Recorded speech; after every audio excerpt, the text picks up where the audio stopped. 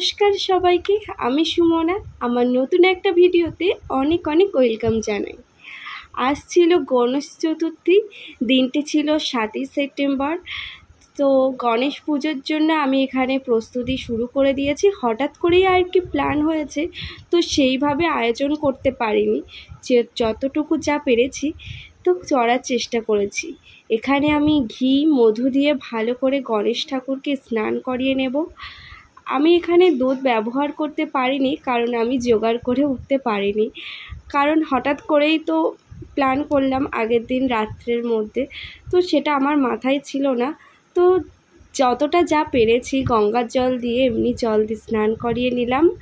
তারপর সমস্ত ফল প্রসাদ কেটে নৈবেদ্য 5 রকম মিষ্টি মোদকটা আমি নিজের হাতে বানিয়েছি।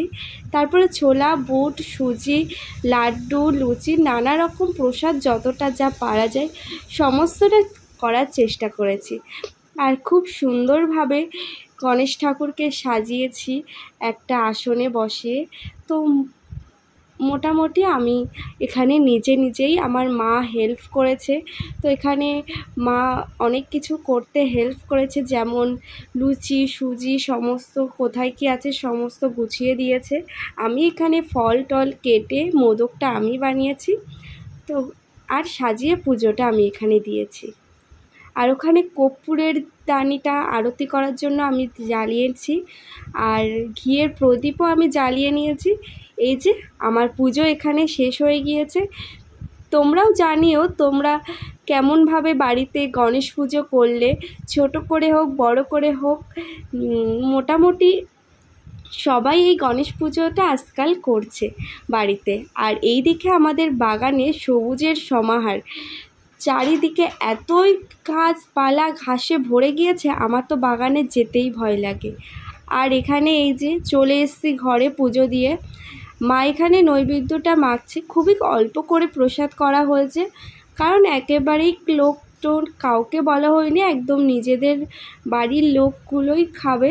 তো আর এখানে নিরামিষই তরকারি করা হচ্ছে, কারণ নিরামিষই তো ওই দিন তো এমনিতেই আমাদের বাড়িতে শনিবার নিরামিষ খায়, তার উপর গণেশ চতুর্থী নিরামিষ।